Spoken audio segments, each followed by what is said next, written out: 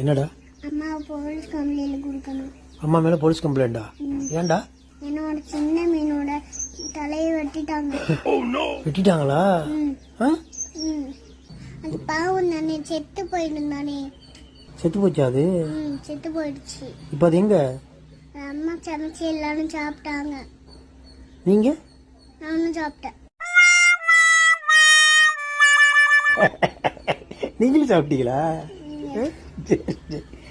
அதனால மீன் மேல பாவம் இறக்கப்பட்டீங்களா? பிள்ளை பார்க்க பாவம் ஆயிட்டா பிள்ளைக்கு. அம்மா சின்ன மீன் இருக்குல்ல, ஆமா, அவங்களோட அம்மா இருக்காங்களே, ஆமா, அவங்க வந்து நம்ம அம்மாவை பொடிச்சு கொடுப்பாங்க போலீஸ்ல.